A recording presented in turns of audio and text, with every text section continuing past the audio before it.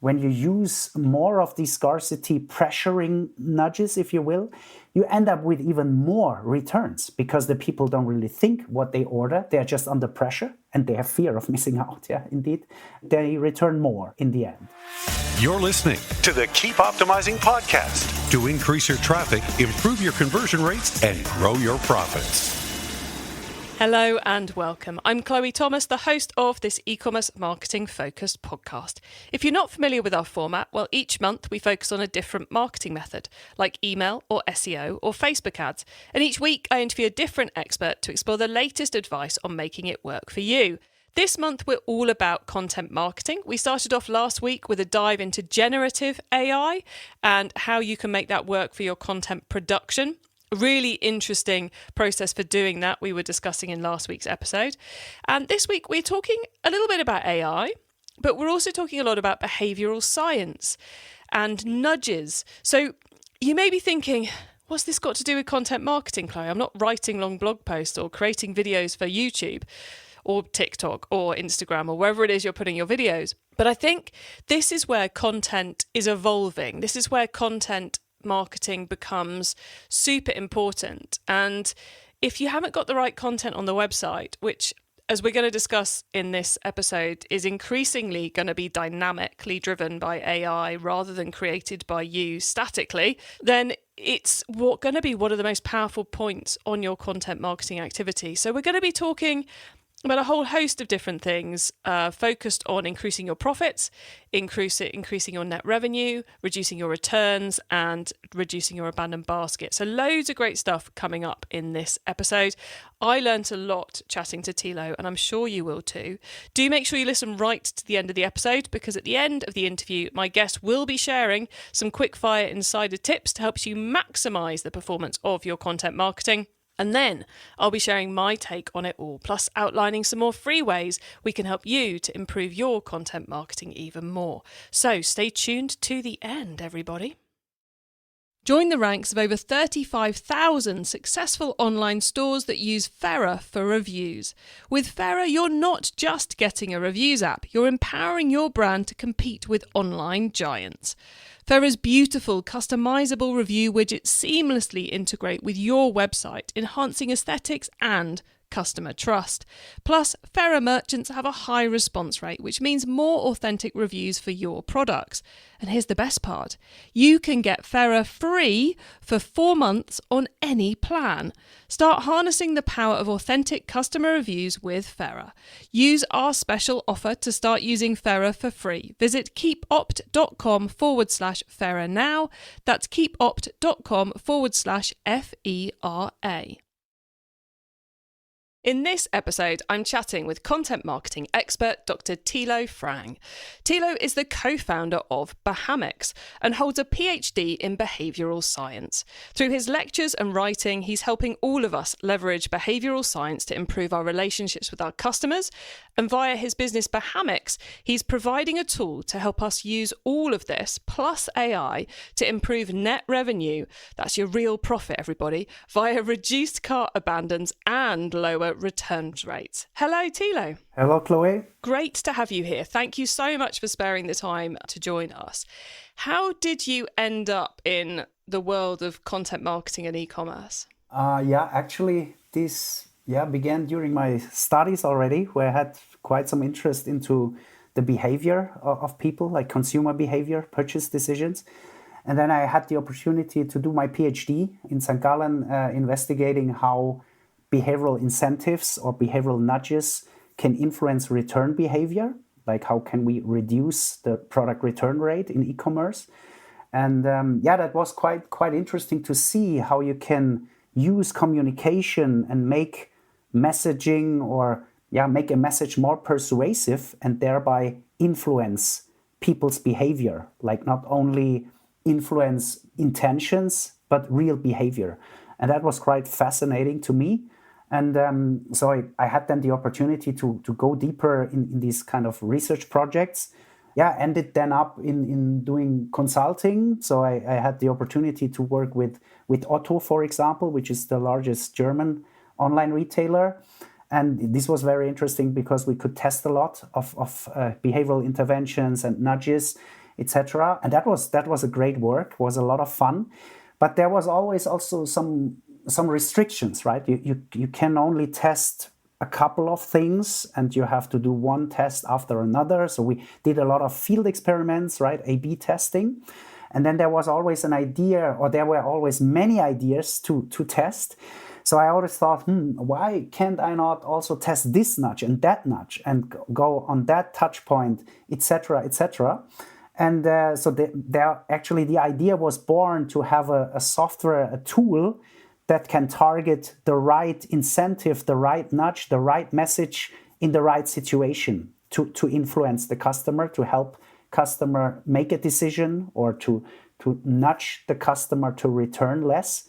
And that was then the idea behind Behamics, actually, because we were also crunching a lot of data. I analyzed a lot of data, like analyzing the effects of these nudges in different contexts for different target groups. And then it was actually clear that this is also an AI use case, right? Because an algorithm can learn from these data, can be much faster than a manual analysis. And so there was the idea to build a self-learning system that can learn which nudge, which message resonates with the customer in which situation to influence behavior in the targeted direction. In the context of product returns, we started. And then, of course, it was also clear you can influence behavior in total, right? Not only the product returns topic, which is, of course, quite relevant, and especially also in terms of sustainability and pollution, if you will. But also you can influence the revenue. You can influence the purchase decision and help customers make decisions. And that was the idea then, right? To build a scalable tool. It was also about scalability, right? Not only doing like consulting, which is cool, of course, but it's not really scalable, right? You have one project after the other. You have to wait. You have to set up new tests, etc.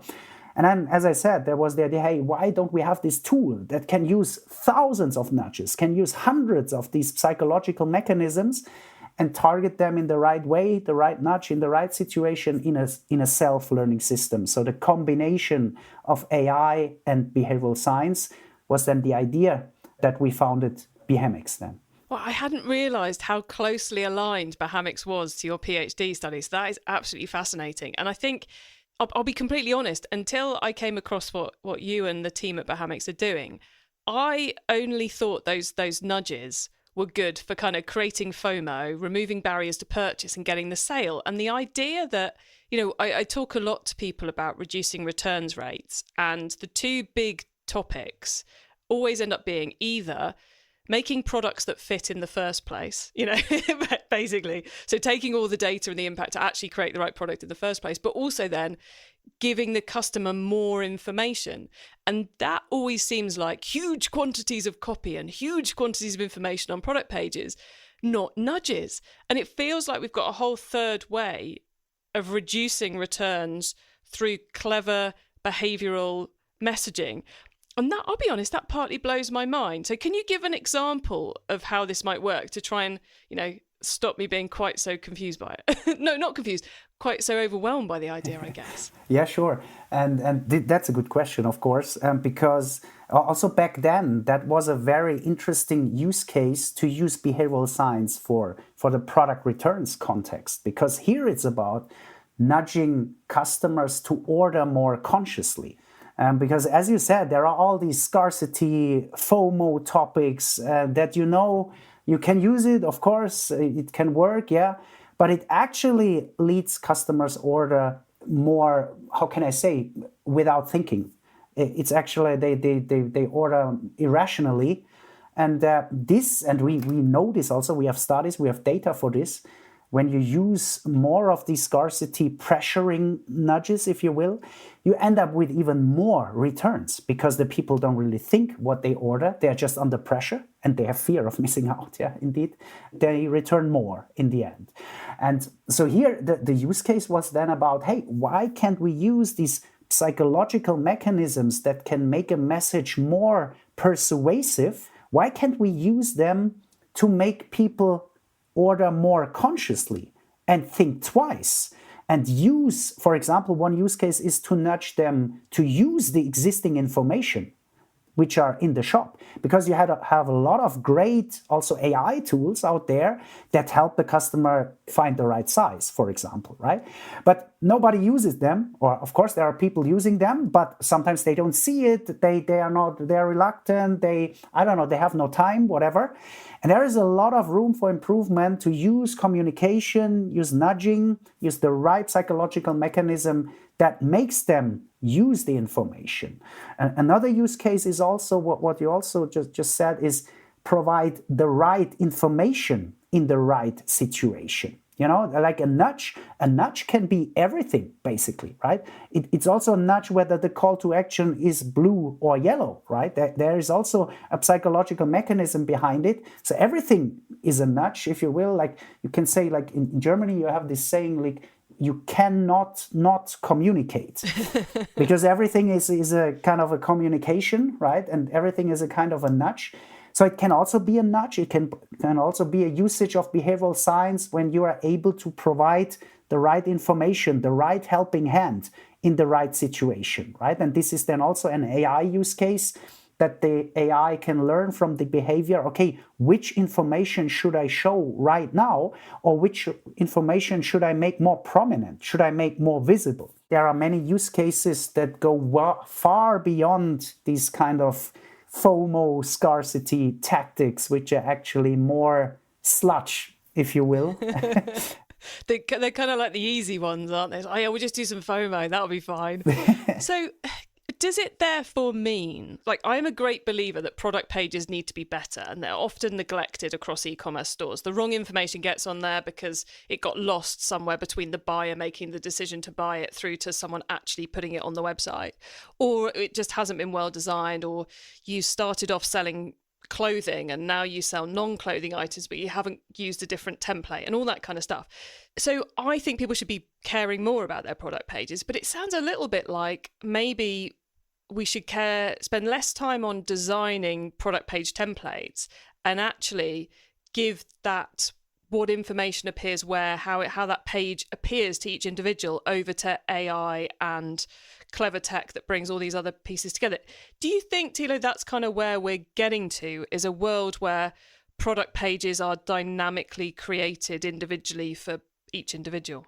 I would confirm this, because we also have use cases in that regard where we actually find out, okay, which information on this product page has a causal impact on the conversion rate. Like we had this test running, for example, where some information to the product were hidden. So you had to click until you can see them. So we did tests, right? Is it better to show them right away or to hide them so that you don't have too much content? But it's also a UX topic. Okay? Sometimes less is more, but some customers, they want to have this information right away. So it's also dynamic, right? It's not just doing an A/B test and saying, okay, this is the winner variant, so for all times we show this information. That's not how it's working. That's also the approach from Behamics, that it's a dynamic approach, right? Also the nudges, they depend on the context. Like this message is maybe, this psychological mechanism might be good for one customer, but not for the other. Or even for the same customer can be persona X right now, and in 2 minutes, it's persona Y. So it's always changing. And this was also, like your question with the information on the product page, this can be, every time it can be different. And we found out, okay, there is a causal impact of this piece of information. And sometimes it's good to show it right away. Sometimes it's even better to hide it. Or how many product pictures are you showing? Not all the time more is more, sometimes less is more. So it's kind of dynamic. And therefore I would confirm, yes, and we have data for this, that it should be kind of like, personalized. So it can be different. Yeah. I'm going to ask you a bit of a curveball question here, Thilo. So I'll give you a bit of warning on that one.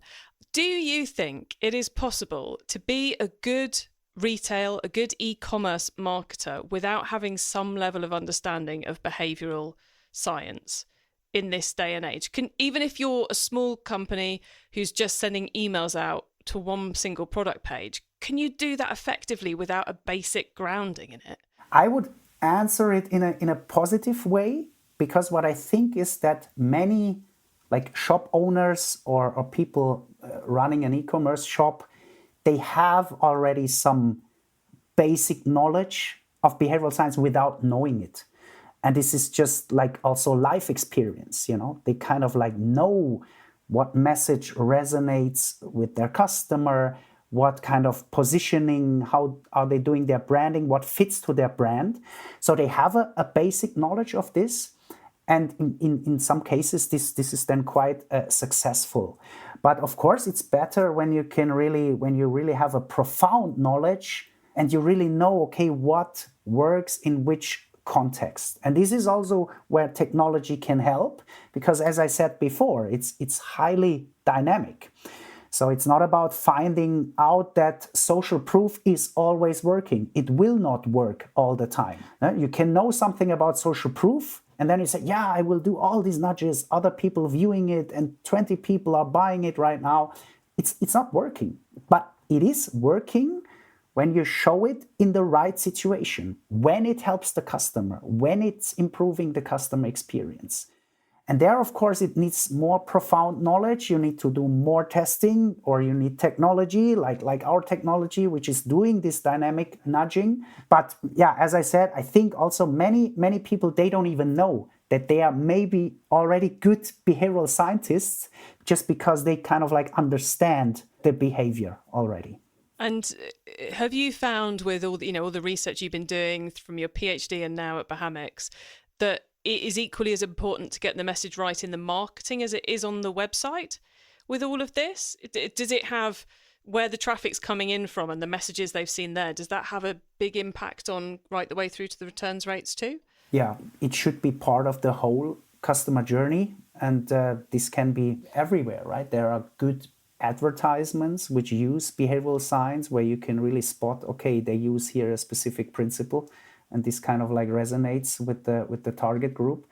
And in our case, it's covering the whole customer journey. So from landing on the page until conversion, even then after, we also do after sales messaging, if you will. So it can be also afterwards, or on the thank you page, right? That you also use, you can use every touch point to provide communication to help the customer in the end. And what is also interesting here is that there are interaction effects, right? These nudges interact with each other. This is also where an AI is learning, where an algorithm learns from, especially in our case, like what happens when I see a nudge on the product list, where I see many products at a glance, and then I see also something on the product page, and then I see even more in the cart. So what is the optimal amount of nudges? Or should I see 2 nudges at the same time? This can also happen. So, or is this too much? This depends also on the shop. It depends on the products. It depends on the problem that I want to solve. This is also the interesting part, because you have so many different user journeys, right? Maybe like we have a case where people have to they want to order their glasses in the specific measurements, etc. Or they want to order a test drive. They want to buy a car. They want to configure a car online and then book a test drive. And this is, again, totally different than when you buy a t-shirt, or when you want to buy an outfit and want to buy not only a t-shirt, but combine it with the jeans and find the right combination. And that is all different. And these are different user journeys then, of course, that make it then even more interesting. Got you. So definitely, everybody, the whole way through the journey, you need to be caring about what message you're putting in front of the customer. We mentioned UGC, social proof, earlier. And I was saying earlier about how, historically we've tried to lower the barriers to conversion and kind of push people through fast, which of course, as you were saying, does create more returns. Is there kind of like a fine line between the pushing and the pulling? So kind of like the discounts, the pushing someone, you FOMO, etc. And then I would count the trust side of it as more the pulling people through the checkout process. Is that one of the key things we have to get right, is the balance between promotion and trust building content, I suppose? Or have I oversimplified it? I don't have a definite answer, but I think that simplification is not bad at all, because there are these psychological mechanisms, like trust or reciprocity, where it's more about pulling, as you say, like you give something in advance and therefore you get something in return. And this you can also transform into a message, for example, and this message then resonates, and it's the opposite of being pushy. So I would say, yeah, that could be a fine line of defining this. Maybe if I can say this example, when it's about the product returns topic, you can, for example, nudge the people to order more consciously when you describe them how many others are using a sizing tool already, or how many others are already ordering consciously, which is a social norm, right? A social proof example. On the other side, you could also let them know how much time they lose when they order without thinking and have to return later, have to go to the post office, etc. Using their real data. So for example, we communicate the customer how much time in minutes he will lose. This is a loss aversion topic, so these are complete different psychological mechanisms, and it also depends which mechanism works for which customer in which situation. So you cannot say, okay, we always use social proof, it will not work. So sometimes it's maybe the loss aversion, some people are more loss averse than others, maybe. It's also an interesting geographical or mentality topic, like where specific psychological mechanisms are working better. What I want to say with that is that I don't have a clear definition, but I love this description, like pushing and pulling. That is definitely something where you can use different psychological mechanism to either push the people, or rather pull them. And I would definitely go more in the second area. So it's not our intent to push people to blindly boost conversion rates, but rather, as you say, help them and pull them and nudge them so that they understand that they do it on their own and that they have an own intrinsic motivation to make the right decision, to make a better informed and a more conscious decision. I love that, Thilo. Thank you. Especially the idea of using the FOMO to get them to look at the sizing guide. I could see that working so well. 80% of people look at the sizing guide before buying this. I mean, genius, absolutely genius. Such a great idea. Right. Thank you so much for all of this, Thilo. It's been a pleasure picking your brains about behavioural science, returns, and all the other great nudgy things we've been talking about. Listeners, make sure you stay tuned right to the very end so you don't miss out on Thilo's insider tips on all of this and my suggestions for more free resources to help you improve things even further in your business. In a world where big companies dominate, Fera is here to level the playing field for independent e-commerce stores like yours. Join Fera's community of 35,000 plus businesses, including Fiji Water, and see why over 5,000 stores rated them 5 stars on Shopify and Wix. Fera offers stunning, easy-to-use review widgets, AI-driven review management, and dedicated customer support. When you use Fera, you can expect a surge in review responses, increased conversions, and better customer loyalty. Plus, your reviews will shine in Google search and shopping. Take advantage of their special offer, 4 months free on any plan. Visit keepopt.com/Fera to sign up today. That's keepopt.com/FERA. Okay, Thilo, so far we've gone deep into behavioural science and nudges and all kinds of great content marketing tips.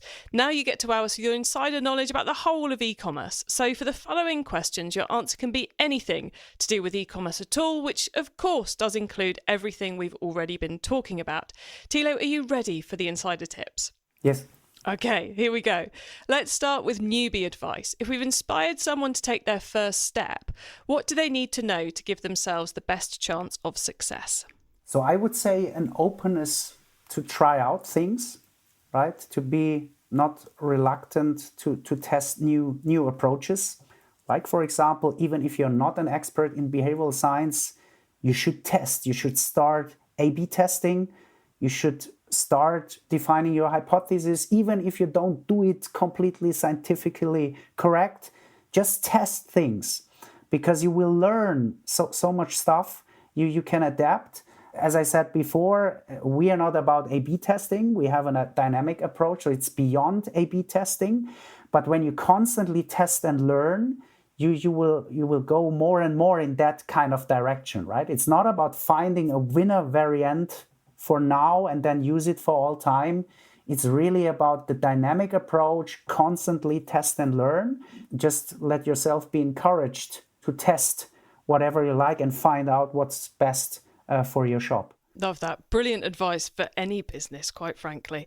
Now, once you've started, of course, you've got to keep optimizing. So what's your favorite way to improve performance even further? Yeah, in our case, it's really the combination of the AI and the behavioral science, because sometimes maybe we start with the nudge set where we know, okay, these kind of principles, they might work pretty well, but then it gets far more interesting when you have it done in a dynamic way, when you can find out, oh, wow, for this target group, for these products, and also the combination of so many variables, it works in that direction, so it works very well. But maybe you have also like a dark side of effects, or you have also negative effects where you can learn from, and this creates so much insights. And this is then the stuff, these huge amounts of data with which we train our AI models. And that is then the fascinating part. Also, I described these different use cases, in these different verticals where you learn so much stuff and you learn how these behavioral science principles are resonating depending on the use case and also depending on the specific situation. Persona X right now, persona Y in the next 2 minutes. And this is, that also what makes us human, right? It's not constant. It's always changing.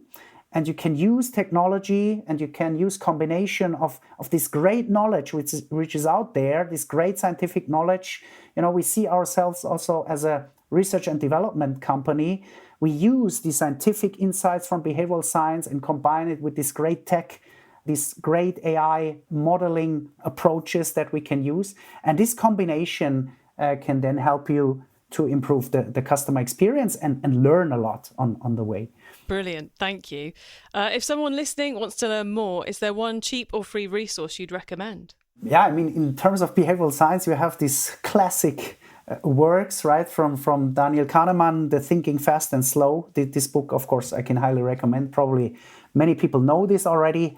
I would also check out the stuff from Robert Cialdini. He has several books, like among them Influence, but also Persuasion, so not persuasion, but Persuasion. It's a very highly recommended book. And these are like the basics, right? With those, you can already spot some of these relevant psychological principles, also interesting business examples. And I would definitely recommend those two for the beginning. I love those two recommendations, not least, Thilo, because you were talking earlier about how people don't realise that they are already doing behavioural science and applying it in their marketing and in their business. And I think if you read those two books, you kind of start to realise what you're doing and start to see things in a different way. So I think those are great recommendations. Thank you. Finally, crystal ball time. What's coming up in the next 6 to 12 months that we should be getting ready for? Definitely, I don't want to go so deep in AI because it's such a hype topic also. It's a meaningful topic. It will change the world definitely, but I don't want to, because you hear so much stuff about AI just in the last 3 months, right? Also with this generative AI topic. But AI will definitely change the business world, and not in the next years, but already in the next weeks, if you will. This will go very fast because you have such a strong learning curve. These models learn from the data, and there is a huge improvement. And in terms of e-commerce, I would say that we will see more of AI applications that make e-commerce better. I also have here the positive view. Of course, we could talk about data protection, but this probably would be another podcast. So I would go more in this positive impact, right? That it helps customers find the right product, that it helps customers to get a better experience, right? And so therefore, this is, I would say definitely that the AI will be more in place. And at the same time, I hope, this is also a hope, that that also the businesses like maybe lose a bit sometimes from their like reluctance to try out these useful techniques and these huge advantages in the development of these techniques, not only AI, but also the scientific knowledge, right? To really not be reluctant to use scientific knowledge. That's the only knowledge that is really proven, right? We are also a company that use evidence-based methods and principles. And this is also something that I think will also come more because people realizing, okay, that this is like evidence-based knowledge and we should use it more. Excellent. Thank you. Yeah, definitely one for us all to be keeping an eye on there if we can. Thilo, we are very nearly at the end of the show. So could you please let the listeners know a little bit more about what you and the team are doing to help retailers, I guess, at Bahamix, please? Yeah, sure. So actually we combining AI with behavioral science to help customers make decisions. And this then leads to consequences that help e-commerce businesses in terms of higher conversion rates, lower product return rates, which then in combination leads to a higher net revenue. So, we don't see ourselves as a blind conversion booster, not at all. So we really help to improve the customer journey, to improve the customer experience and help the customer. And then you anyway end up with better KPIs for the e-commerce businesses. And yeah, we are doing this by combining AI with latest research from behavioral science. So we have if you will, a library of thousands of evidence-based approaches, message framings, and incentive schemes and solutions, nudge solutions that we offer in a scalable way. At the same time, based on our tracking, we have a diagnosis tool. So we're not only influencing behavior, but we're tracking behavior, right? This is also where our AI is learning from. And thereby we also spot a lot of errors and stuff that is going wrong in the shop. So then we can also show what are the errors actually, but not only showing what are the errors, but how much money do they cost? How much revenue gets lost because of these errors? So we enable also, besides, as I said, influencing behavior, we are enabling an error prioritization, and we can also solve the errors then for the shop. So, it goes all about building products. So we see ourselves also as an AI platform, combining behavioral science with AI that builds products based on analyzing customer behavior to then improve the customer experience. Excellent. And I believe if people go to your site via keepopt.com/Bahamix, they can apply for a free proof of concept implementation so they can actually see it work for them before they have to make any commitment. Is that right? Exactly. Amazing offer, everyone listening. You can try this out on your site live before you commit. Genius. You can tell they're behavioural scientists. Thilo, thank you so much for being on the Keep Optimizing podcast. It's been lovely chatting with you, and thank you for sharing so much knowledge with all of us. We really appreciate it. Thank you. Thanks for having me. It is mad how much potential there now is with AI and how it can interpret customer behavior to create better conversion rates. And what I love about what Bahamix are doing is that focus on both the net revenue, so the bit which impacts your profit, not having people returning and getting people to buy the right things, but also how that impacts positively both on your business and on the planet. If you want one of those free proof of concept installations with Bahamix, then go to keepopt.com/Bahamix, which is BEHAMICS. So keepopt.com /Bahamix to get in contact with them about doing all of that. Yeah, so I guess my key takeaways. What are my key takeaways? I think the idea that nudges in all their many shapes and formats used correctly don't just create demand that ends up coming back to haunt us through cancelled orders and returns and product that ends up in landfill, but also that they can be used to help consumers buy more conscientiously, encouraging them to look at the size guide, making them think about what they're actually putting in the basket, which overall increases both your revenues and your profits. So it's super clever stuff. Definitely the sort of thing that as individual humans we probably can't achieve. We need the tech to help us out with this. Well, look, you can get the links to everything that we've just been discussing, the full transcript of this episode, important notes and more at keepoptimizing.com, or you can use our special direct to episode short links. Just put keepopt.com/ whatever the number of this episode is into the URL bar and you'll go straight to the correct page on our website. When you get to the website, please do come and sign up to our email list so you don't miss out on any of the things I share to help you improve your business. Thank you so much for tuning in to this episode of the Keep Optimizing podcast. If you've enjoyed this episode, then why not check out episode 169, where we're talking about profitable promos, another way of increasing your profits and getting people to check out, with Rosie Bailey from Nibble, who also do nudges, but very specific negotiation nudges, because I think it will really fit in well with the things we've been talking about in this episode. Plus, you can find all our content marketing episodes by scrolling up your feed or using the short link keepopt.com/content. Finally, please do tell your fellow marketers about the show, because I want to help as many marketers as possible to improve the performance of their e-commerce marketing. Have a great week and make sure you listen to the next episode so I can help you to keep optimizing your marketing. Access everything Keep Optimizing at keepoptimizing.com. That's with an S, not a Z.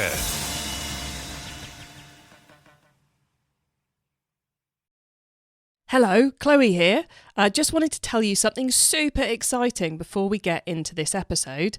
Chloe's e-commerce club is finally live. Yes, my new free online club where the whole Keep Optimizing audience can come together to improve your e-commerce marketing is live. So how can you join me in the club? Well, just go to keepop.com/club. It's totally free to join. So go on, hit pause and come and join me and hundreds of our listeners at keepopt.com/club. And then don't forget to hit play and listen to the rest of the episode.